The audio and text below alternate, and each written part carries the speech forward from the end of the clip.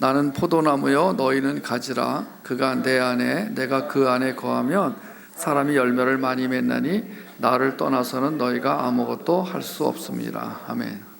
누가 한 말씀이죠? 예수님이 한 말씀이에요. 저는 만약에 죽어가는 사람이 나 성경을 좀 알고 싶은데 성경 시간 없는데 어디를 읽어야 되냐, 나 한 장만 읽게 해달라. 그러면 저는 이 요한복음 15장을 찢어가지고 주겠어요. 지금 시간이 없어서 지금 기독교가 뭔지 모르고 내가 어떻게 구원받아야 되고 이거 모른다면 요한복음 15장을 알려주겠어요. 뭐 죽어가는 사람이 아니더라도 나 성경에서 한 장만 좀 소개해달라. 그러면 요한복음 15장을 제가 소개해 주겠어요. 그만큼 요한복음 15장은 우리 삶에 너무 중요한 원리를 가르쳐 주시는 말씀이기 때문에 오늘 제가 시간이 가더라도 좀 같이 읽으려고 합니다. 새번역 성경에서 1절부터 9절까지를 읽겠습니다. 여러분 같이 읽으셔도 괜찮고 속으로 따라 읽으셔도 됩니다.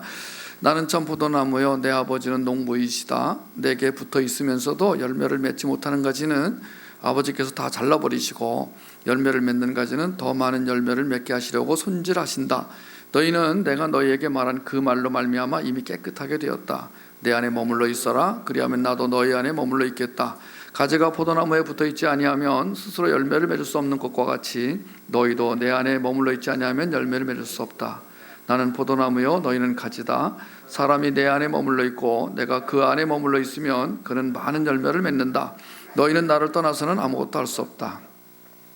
사람이 내 안에 머물러 있지 아니하면 그는 쓸모없는 가지처럼 버림을 받아서 말라버린다. 사람들이 그것을 모아다가 불에 던져서 태워버린다. 너희가 내 안에 머물러 있고 내 말이 너희 안에 머물러 있으면 너희가 무엇을 구하든지 다 그대로 이루어질 것이다. 너희가 열매를 많이 맺어서 내 제자가 되면 이것으로 내 아버지께서 영광을 받으실 것이다. 아버지께서 나를 사랑하신 것과 같이 나도 너희를 사랑하였다. 너희는 내 사랑 안에 머물러 있어라. 아멘. 이게 복음이에요. 그분에게 붙어 있기만 하면, 머물러 있기만 하면 다 해주겠다. 이게 진짜 복음이에요. 너 가만히 있어, 내가 다 해줄게. 이런 분이 있으면 얼마나 좋아요. 그 주님이세요. 자, 우리는 누구인가를 이 말씀에 비춰서 우리가 한번 보도록 하겠습니다. 나는 누구이고 우리는 누구인가? 우리는 예수를 그리스도로 믿고 영원한 생명을 얻은 사람들입니다. 아멘이시죠? 요한복음 1장 12절에 근거를 합니다. 그러나 그 후에 더 풍성한 생명을 얻지 못하면 열매 맺지 못하는 나무가 되고 밖에 버려진 존재처럼 되는 자들이다. 앞부분만 읽을 때는 은혜가 되는데 뒷부분 읽으면 좀 뜨끔하시죠? 근데 걱정하지 마세요.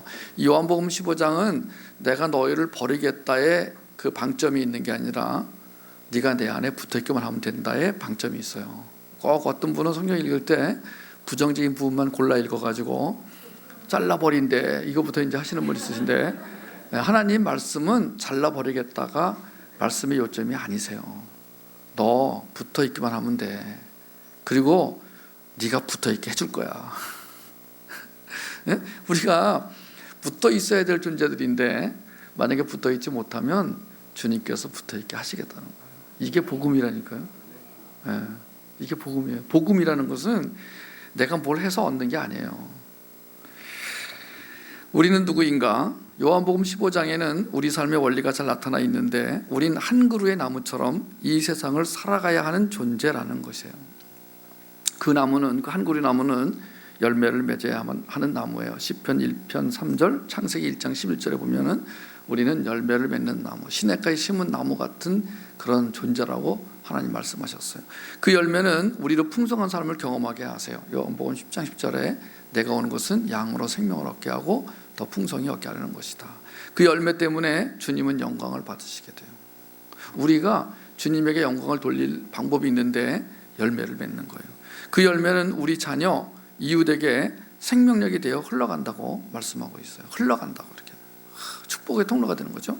그 열매로 가득 차는 세상이 하나님의 나라인 거예요. 열매가 중요합니다. 그런데 많은 크리스찬이 열매를 맺지 못한 채 신음하는 나무로 살아요. 이건 비극입니다. 시편 38편 8절에 그 비극적인 상황에 처해 있는 사람이 하나님께 기도하는 내용이 나와요.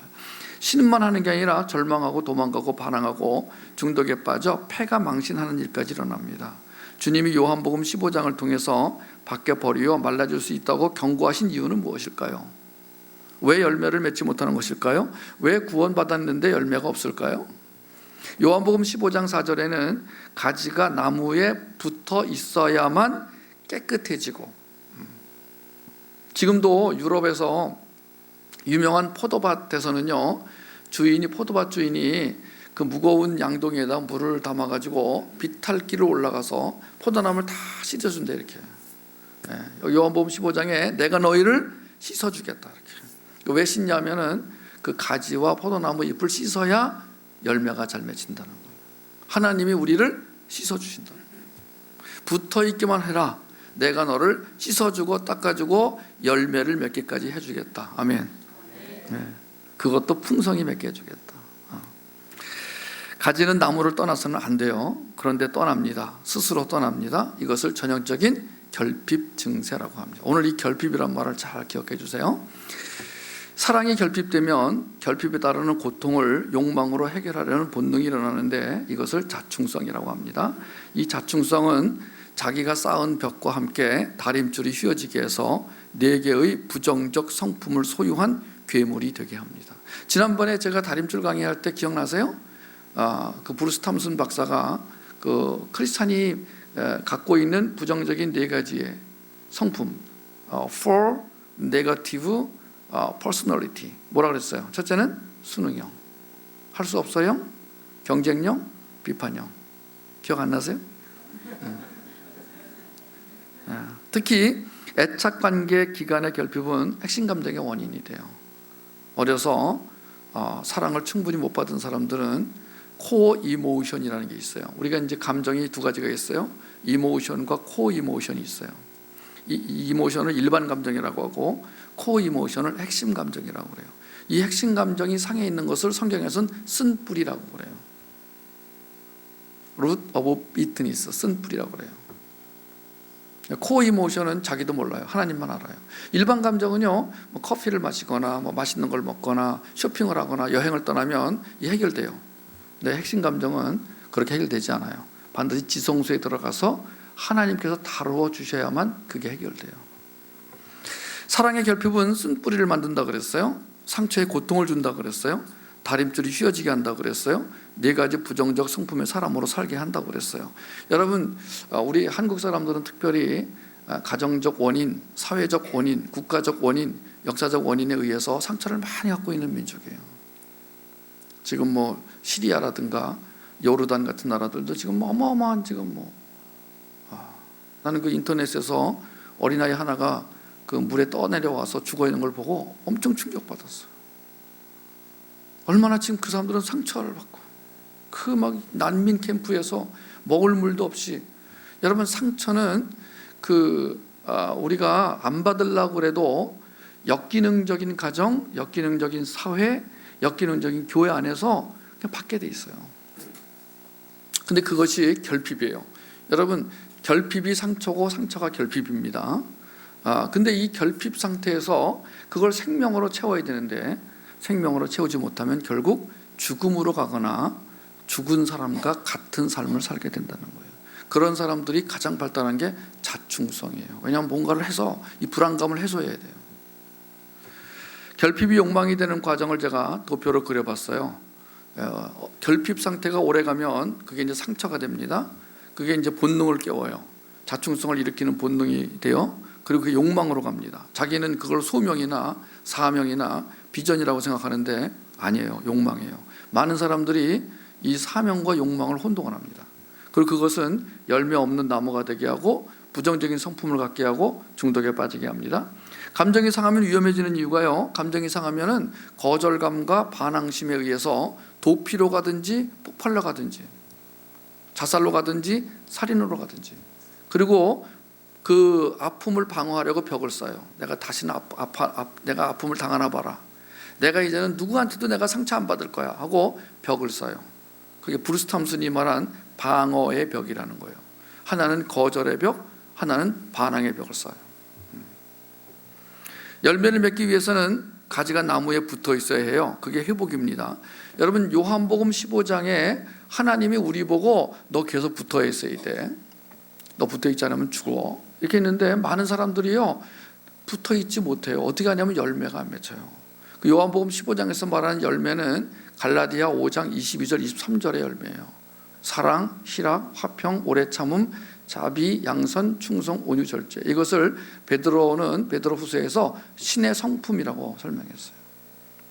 그 신의 성품은 우리가 맺는 게 아니에요. 하나님이 맺게 해주시는 거예요.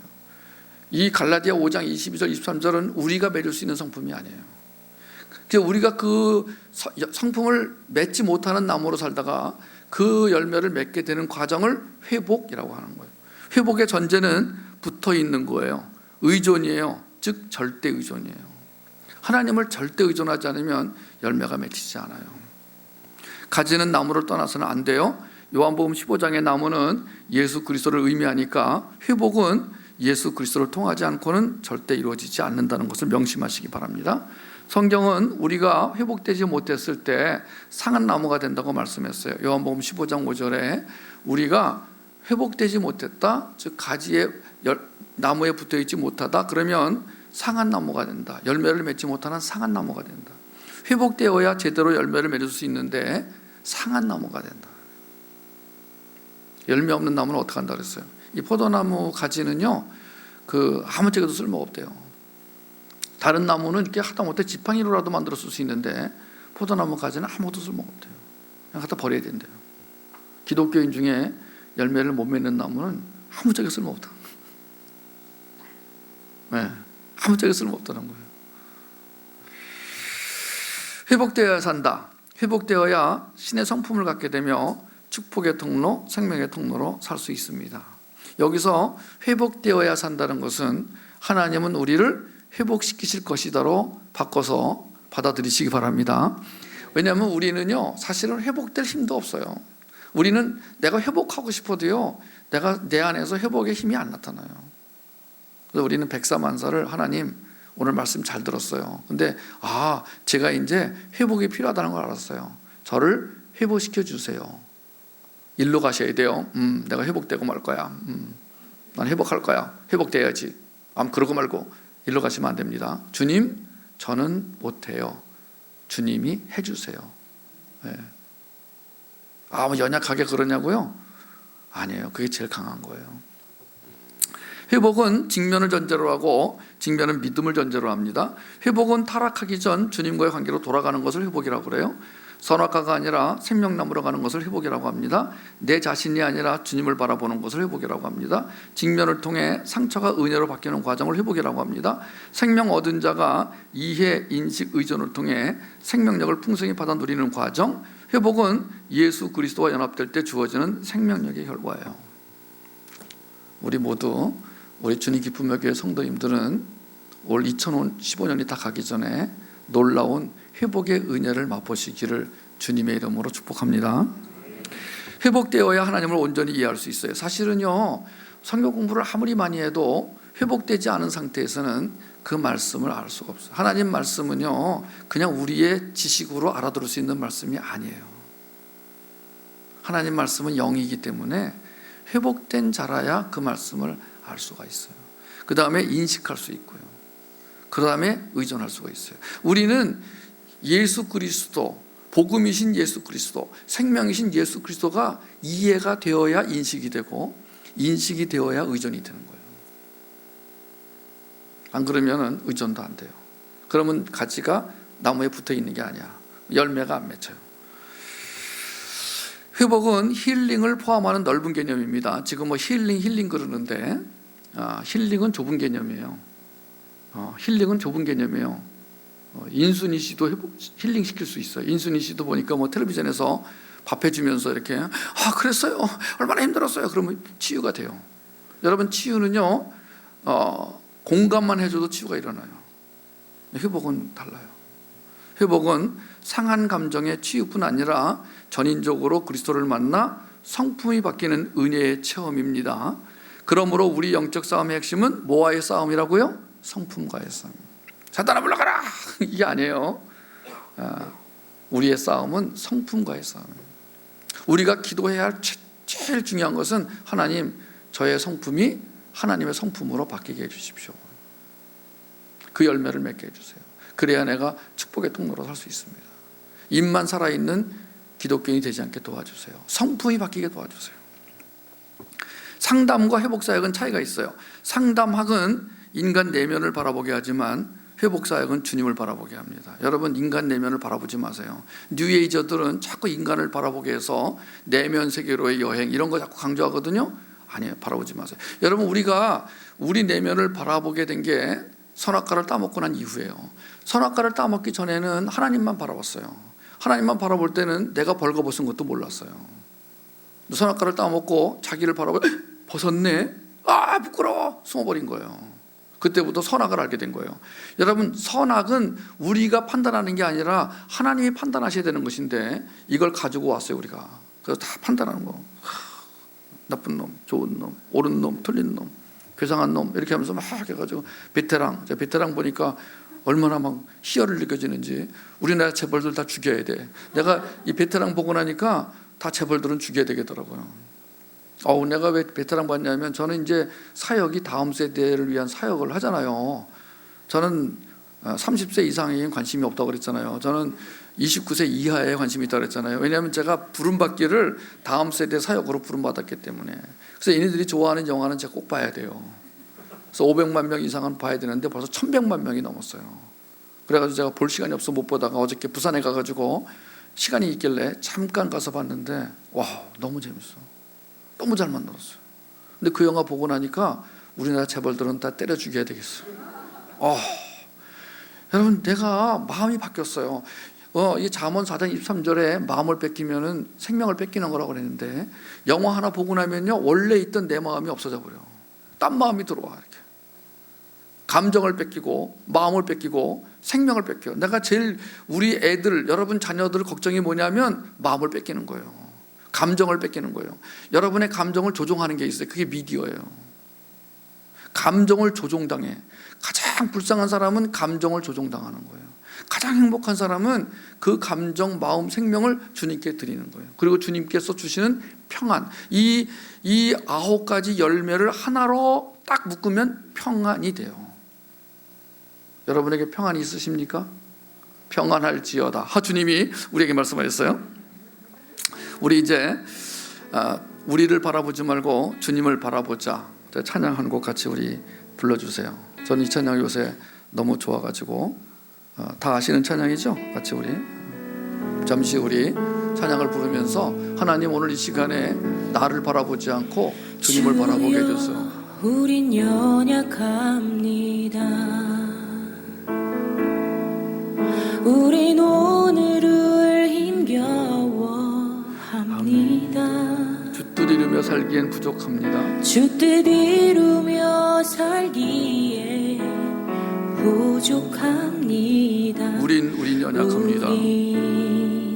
우린 연약합니다. 주여, 우린 넘어집니다.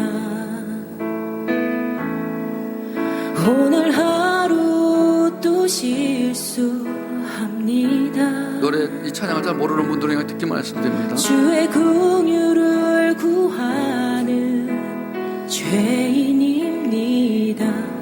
우리 주만 바라봅니다. 한없는 주님의 은혜 온 세상 위에 넘칩니다.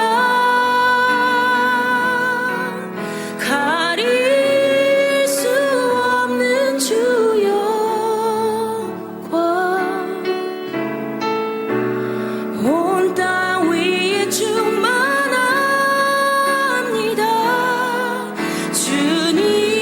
주님만이 길이오니 우린 그 길 따라갑니다.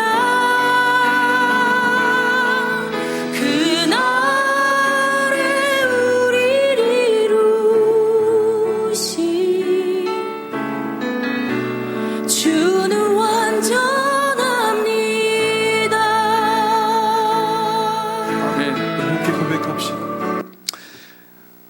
우리가 우리를 바라보면 망합니다. 우리는 주님을 바라봐야 삽니다. 자꾸 사단은 우리 자신을 바라보게 만들어요. 죄책감을 갖거나 우월감을 갖거나, 그리고 하나님 없이 뭘 하려고 자꾸 만들어요. 회복이 안 일어나요. 계속 마치 그 다람쥐가 이렇게 쳇바퀴를 돌듯이 계속 돌아. 너무 힘들어. 왜 예수를 믿는데 이렇게 힘들까? 알고 봤더니 우리 안에 어떤 결핍이 있어요. 그 결핍을 예수 그리스도의 생명으로 채우려고 하지 않고 나의 어떤 걸로 채우려고 해. 근데 그것도 몰라. 어느 순간 그것도 모르고 있어. 내가 내 걸로 채우려고 하는데 그것도 잊어먹고 있어. 왜냐하면 사단이 교묘하게 그걸 잊어먹게 만들어요. 영적으로 예민하지 않으면 여러분, 이게 내가 하는 것인지 주님이 하시는 것인지 그것도 헷갈리게 돼요. 그럴 경우에 우리는 빨리 하나님 저를 회복시켜 주세요. 근데 이 회복은 사역을 통해 이루어집니다. 우리는 그것을 생명력 사역, 회복 사역, 다림줄 사역이라고 합니다. 저는 이제 우리 주님 기쁨의 교회에서 흠스 사역을 이제 계속 하게 된 것을 감사하게 생각합니다. 비록 많은 분들이 안 하셨지만, 그리고 이 흠스는 한 번에 다 해결되는 것이 아니기 때문에 흠스를 하신 분들 중에도 여전히 저 사람 왜 저래? 이런 것이 있을 수 있어요. 그러나 이 사역이 교회 안에서 계속해서 일어나고 있다는 것만 해도 너무 감사해요. 회복 사역이 일어나고 있다는 것만으로도 감사해요. 회복이 사역으로, 사역의 형태로 이루어지고 있다는 것만 해도 감사해요. 하나님이 이 회복 사역을 통해서 꼭 와야 될 분들을 부르시고 그분들을 만지시고 계세요. 이번에도 다른 교회에서도 몇 분이 오시는데 저희 그 낮은 울타리 사무실에 전화 걸어가지고 좀 하고 싶은데 낮에 해, 밤에는 못 나오는데 낮에 할 수 있는 방법이 없냐, 간절하게 원하는 분들을 이제 오라고 그래서 여기서 하게 되는데, 여러분 중에도 혹시 만약에 지난번에 하셨더라도 회복은요 계속 하나님 앞에 나가는 것이고, 계속 한 번 붙어 있다고 되는 게 아니라 어느 틈에 내가 떨어져 있기 쉬우니까 계속 붙어 있으려는 거룩한 의지, 노력입니다. 회복되지 않고는 절대로 열매를 맺을 수가 없다는 사실을 시편 80편 7절에서 확인하시기 바랍니다. 여러분의 자녀가 열매를 맺기 위해서는 회복된 간호사 부모가 필요하고, 제자가 건강하기 위해서는 회복된 간호사로서의 스승이 필요합니다. 교사로서의 부모, 교사로서의 스승도 필요하지만 간호사로서의 부모, 간호사로서의 이 스승이 필요합니다. 흠스가 N세대를 살리는 생명력 사역, 즉 부모 회복의 현장이라면 틴스 흠스는 N세대가 사는 생명력 사역, N세대 회복의 현장이라고 말할 수 있습니다. 사랑하는 자녀가 상처로 인해 핵심 감정의 문제, 즉 쓴뿌리가 생기지 않게 하려면 부모가 먼저 회복 사역으로 오시기를 축복하고 초대합니다. 흘러가며 원리에 의해서 부모가 먼저 건강해져야 그 자녀가 건강할 수 있다, 이렇게 볼 수 있습니다.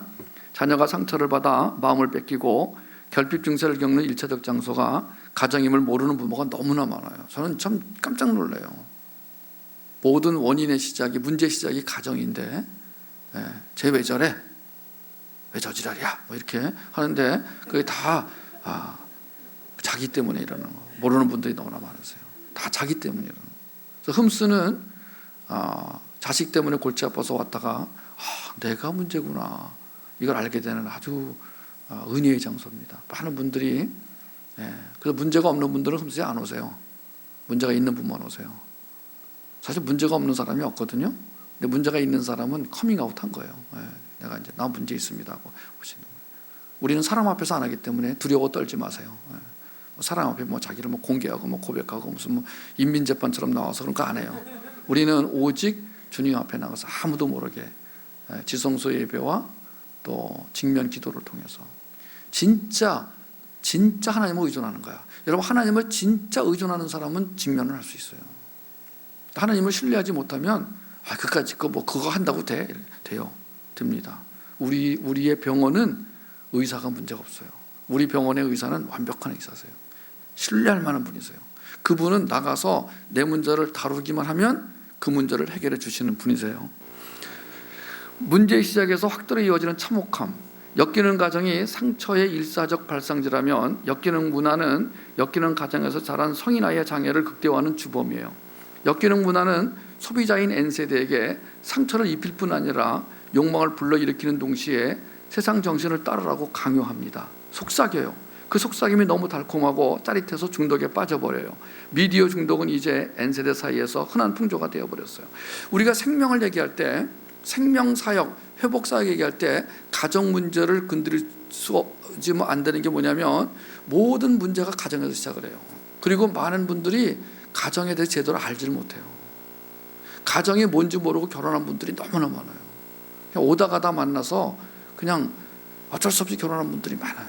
특히 50세 이상은 더 그래요. 그래서 이 50세 이상의 부모들한테서 자녀가 상처를 받고 그 상처를 또 자식한테 흘려보내고 이게 지금 악순환이 되고 있어요. 그런데 거기다가 또 이제 문화가 또 엮이는, 문화는 이제 세상 정신이라는 것을 갖다가 막 심어줘요. 그래서 이제 생각이 조종당하고 감정이 조종을 당해요. 미디어로 인해서. 우리가 미디어 문제도 다뤄야 돼요. 그래서 지금 얘기한 거를 이제 한 장의 프로그램이 이렇게 돼요. 모든 문제가 엮이는 가정에서 시작이 되는데, 엮이는 가정은 커뮤니케이션 부재인 가정이에요. 2차 커뮤니케이션, 2차 대화. 그리고 상처와 욕망의 후유증이 큰 가정이에요. 그럼 사단이 공격을 해요. 핵심 감정에 문제가 생겨요. 미디어가 또 유혹을 해요.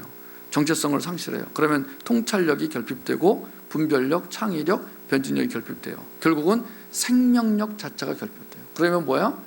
예수를 믿었는데 무서운 사람이 돼요. 무서운 기독교인이 돼요. 진짜 무서운 기독교인이 돼요. 처절한 기독교인이 돼요. 가르쳐 지키게 하라는 표어도 중요하지만 회복되어 열매 맺으라는 표어도 중요합니다. 왜냐하면 간호사 영성을 가진 부모가 필요하기 때문에 그래요. 이거 굉장히 중요한 말입니다. 생명력이 우선되지 않으면 통찰력은 별 의미가 없다. 오늘 이 말씀이 여러분들에게 좀 좋은 묵상의 재료가 됐으면 좋겠습니다. 인간은 문제가 생기면 감정 영역부터 벽돌을 쌓습니다. 이 다림줄을 보면은 지금 나오고 있는 노란 글씨가 이제 감정 영역인데, 저는 과거에 인간의 이성만 변화시키면 문제가 해결된다고 믿었는데 브루스 탐슨 박사를 알고 나서부터는 아니구나, 감정이 더 우선이구나를 알게 됐어요. 여러분, 부부 사이에 어제까지만 해도 막 관계가 좋았는데 갑자기 감정이 상하면은요, 그날로 막 냉기류가 흐르고 결국은 이혼까지 가는 사례가 허다합니다. 감정이 상하면 어제까지 잘 밥도 먹고 친하게 지내던 사람이 그 상한 감정 때문에 관계마저 끊어지는 걸 너무나 많이 경험합니다. 그래서 이 감정이 지성과 의지를 묶어버리는 사례를 많이 보게 돼요. 더군다나 지금 N세대는 감정 세대이기 때문에 감정을 잘 다루는 걸 훈련 받아야 되는데 그 훈련이 지금 교회나 가정 안에 없다는 거예요. 여러분, 그걸 하러 오시라는 거예요. 모든 중독자는 다림줄이 휘어져 버린 사람이에요. 다림줄이 왼쪽으로 휘어지면 수동성이라고 하고 오른쪽으로 휘어지면 공격성이라고 그래요. 지난번에 우리 이거 배웠죠? 왼쪽을 거절의 벽, 오른쪽을 반항의 벽이라고도 합니다. 왼쪽 사람은 도피형으로 수능형과 할 수 없어형이라는 부정적 성품을 갖게 되고, 오른쪽은 폭발형으로 경쟁형과 반항형이라는 부정적 성품을 갖게 돼요. 도피가 자살이고 폭발이 살인이기 때문에 이 휘어진 다림줄은 둘 다 죽음이라고 말할 수 있어요. 그러니까 예수를 믿는 사람도 지옥을 맛볼 수 있어요. 여러분, 예수를 믿는 사람도요, 매일매일의 삶이 지옥이 될 수 있습니다. 반대로 천국을 경험할 수도 있고요. 여러분 앞에 선택이 있습니다. 천국을 사실래요? 지옥을 사실래요? 에? 천국 살고 싶으시죠? 천국은 죽어서 가는 곳이 아니에요. 여기서부터 천국을 맛보는 거예요. 천국 생활을 맛보시려면 반드시 회복이 일어나셔야 돼요. 인간 다림줄에서 하나님의 다림줄로 가는 길은 직면을 통해 회복되는 수밖에 없어요. 다른 방법이 없어요. 직면은 회복을 보장합니다. 회복됨의 증거는 하나님의 성품, 즉 신의 성품. 이제 지금 개역개정 성경에서는 신성한 성품이라고 나와 있어요. 그 신의 성품인 성령의 열매를 맺는 거예요. 그 열매가 없으면 이분은 뭐예요? 생명력이 약화된 거예요. 아무리 이분이 종교 생활을 잘하고 교회 생활을 잘한다고 하더라도 신의 성품을 맺지 못한 사람은 문제가 있는 사람이에요. 그 사람은 하루하루 지옥을 맛보기가 쉬워요. 아니면은 자충성으로 꽉 차가지고 가자 여기가 아닌게벼. 가자. 틀렸네. 맨날 좌충우돌 우왕좌왕 천방지축 왔다 갔다. 이게 아니네. 여러분, 주님께 맡기면 저는 너무 좋아. 이제 앞으로 운전 안 해도 되는 차가 나온대요. 얼마나 좋아. 저는요, 밤눈이 어두워가지고 밤에 운전하면 너무 피곤해요. 근데 밤에도요, 그 차를 사면은 지가 알아서 간대요. 내비게이션에다가 입력시켜 놓으면 지가 알아서 간대요. 그럼 난 룰루랄라 뭐 차에서 막 책도 보고 막 얼마나 좋아요. 저는요, 우리 주님이 내 인생을 주관해 가신다고 믿고 그분에게 맡겨드리니까요, 이 힘든 세상이 너무 가볍게 느껴지는 거 있죠. 응? 네. 제가 있어 보이지만 없다 그랬잖아요, 그죠? 저는 없어요. 많이 없어요. 저는 좀 사는 게 좀 힘들어요. 근데 힘들지가 않아요. 힘든데 힘들지가 않아요. 어려운데 어렵지가 않고요. 날마다 제 얼굴이 좋아진대. 그런지 안 그런지 모르는데 왜 당신 이렇게 얼굴이 좋아지냐? I don't know. 저는 감사한 게 하나님이 내 안에 계시고 내가 하나님 안에 계시다. 내가 저 안에, 저가 내 안에. 이것이 인식되는 순간 나의 모든 문제는 문제가 아니게 됩니다. 그 경험하시기 바랍니다. 난 그거를 천국 생활이라고 부릅니다. 천국 생활은 뭐 화장실이 3개 있는 집에 살고 뭐 맨날 백화점 가서 뭐 VIP 대접받고, 이거 천국 생활 아니에요. 그건 소비 생활이라고 그래요. 천국 생활은 내가 주님 안에, 주님이 내 안에. 모든 것을 주님이 알아서 하시는. 근데 그분이 완벽하게 나를 인도해 가세요. 그분은 한 번도 실수했다, 얘 용서해다오, 내가 좀 미숙해서, 이렇게 하지 않으세요. 한 번도 그분은 그러지 않으세요. 내가 볼 땐 잘못 가는 길 같아요. 내가 볼 땐 여기가 아닌가. 그런데 가보면 그게 완벽한 길이었어요. 할렐루야. 그리고 제 성품이 바뀐대. 감사하죠? 제 아내가 그러더라고요. 제 아내가 이 방 안에 있으니까 일단 물어보세요. 정말 그러냐고. 여러분, 다른 사람은 속여도 가족은 못 속여요. 특히 제 딸이 아주 난해한 딸이라서, 제 딸아이는 제가 뭐 돈을 준다고 안 해요. 안 넘어가요. 그러니까 제 딸한테 물어보세요. 저는 너무 감사한 게 제 성품이 바뀌고 있대요. 나는요, 난 지구를 구하고 싶지도 않고 난 세상을 구하고 싶지도 않아요. 나는 이제 알았어. 주님이 나한테 원하시는 것은 내가 잘 되길 바라시는 거야.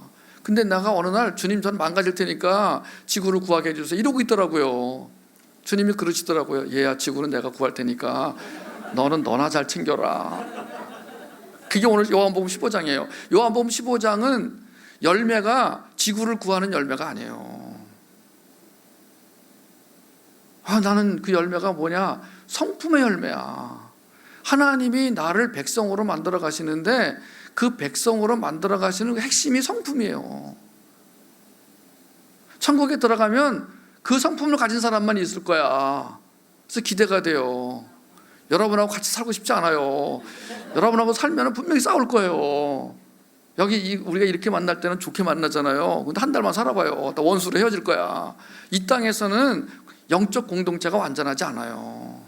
천국은 근데 완전해. 왜요? 다 하나님의 성품을 가진 사람들. 하나님이 우리를 그런 성품으로 바꿔서 데려가실 거예요. 거기 가서도 바꾸는 게 아니에요. 천국은 바꿔서 데려가세요. 근데 이 땅에서 그 연습을 시키시는 거야. 여기는 우리 훈련 장소예요. 연습하는 거야. 여기서 완전한 천국이 아니에요. 우리가 천국을 맛보지만 완전한 천국이 아니야. 근데 여기서도 천국을 맛볼 수가 있어. 그게 성품이에요. 성품에서 나오는 게 진짜 천국인 거예요. 뭘 많이 해서가 아니야. 나는 뭐 많이 안 하는 게 감사해. 많이 하면요, 골치만 아파요. 난 조금 하는 게 좋아요.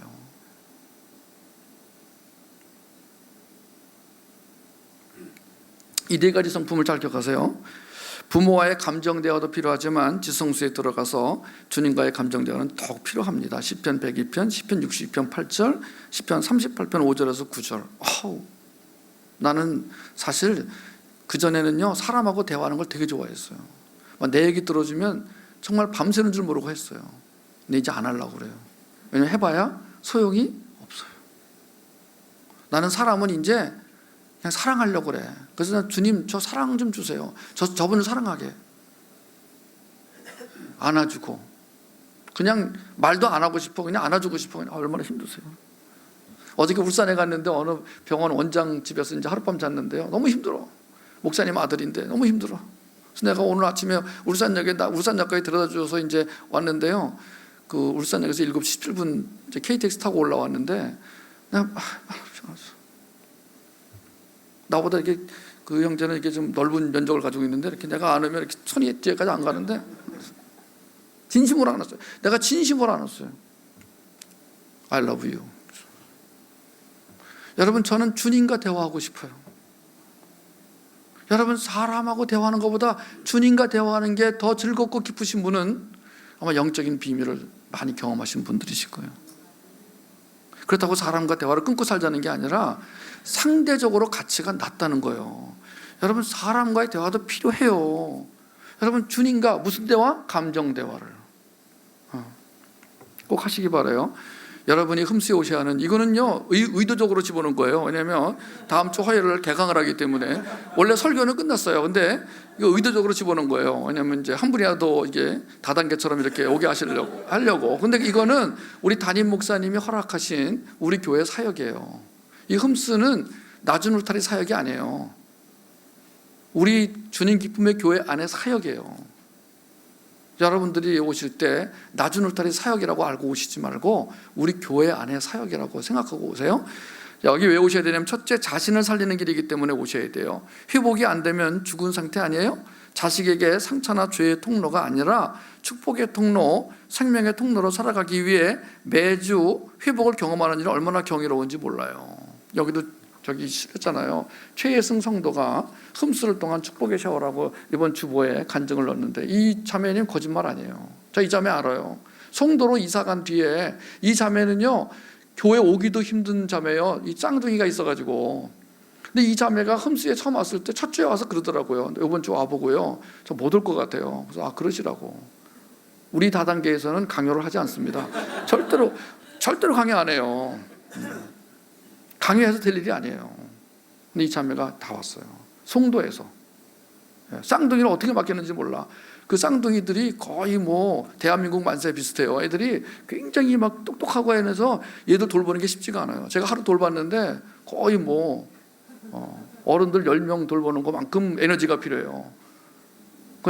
그래도 내가 돌봐주겠다 그랬는데 맡겨놓고 왔어요. 난 이 자매가 여기 간증을 쓴 거 몰랐는데 오늘 주보 보니까 이렇게 있더라고요. 여러분 진짜요.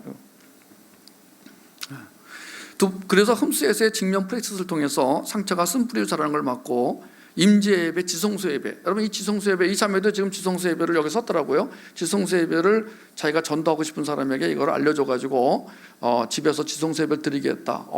흠수에 오셔서 지성소예배만 배우시고 가도 본전을 뽑습니다. 학비가 4만 원인데 간식비 빼면 얼마 안 남아요.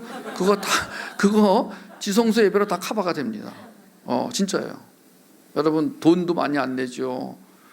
그리고 우리 교회에서 멀리 가는 것도 아니죠. 우리 손세경 목사님한테 꼭 물어보셔가지고 손세경 목사님이 안내 잘 해드릴 테니까 꼭 오시기 바랍니다. 둘째, 자식을 살리기 위한 길이기 때문이에요. 성인 나이가 되면 이 자식은 거반 죽은 거나 마찬가지인데 요즘 성인 나이가 되게 많아요. 사랑하는 자식이 성인 아이가 되지 않도록 생명력과 통찰력을 흘려보내는 건강한 부모가 되시기 바랍니다. 성인 아이가 어떤 애냐를 아시려면 베테랑을 보시기 바랍니다. 거기 유아인이가 완전한 성인 아이. 걔는 성인 아이로 태어난 애예요.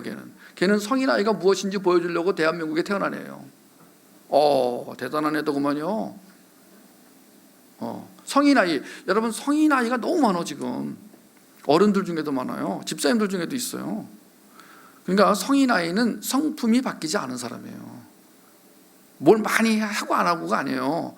여러분 성인 아이는 뭘 많이 하려고 그래요. 왜냐하면 많이 해서 인정받아야 되니까. 성인 아이의 특징은 인정받고자 하는 게 있어요. 하나님한테도 인정받으려고 그래. 얘야 나는 이미 너를 인정했단다. 그러다 아니에요. 또 제가 인정받아야죠. 주님 이렇게 하면 기뻐하실 거겠죠. 내가 이미 기뻐했어. 우리나라 신자들은 천국 가서도 아마 베드로 선교회, 바울 선교회 만들 거예요. 왜냐하면 그 인정 못 받은 것 때문에 막 한이 맺혀가지고. 성인 아이가 그런 사람이에요. 난 이런 아이가 회복이 돼가지고. 여러분, 성인 아이가 회복이 안 되면요 얼마나 괴로운지 몰라. 잠을 못 자요. 그 막 뭐 하려고 하는 그 의욕이 넘쳐가지고 잠을 못 자요. 또 반대로 의욕이 아예 없어. 성인 아이의 특징이 두 가지예요. 셋째, N세대 부흥의 소망이 있기 때문에 그래요. 건강한 부모 밑에서만 건강한 자녀가 양육된다는 것을 잊지 마시고요. 넷째, 교회 부흥의 동력 자원이 될 수 있습니다. 교회가 병원이 되고 모든 성도가 간호사가 되었을 때 어떤 놀라운 일이 일어날지 상상해 보십시오.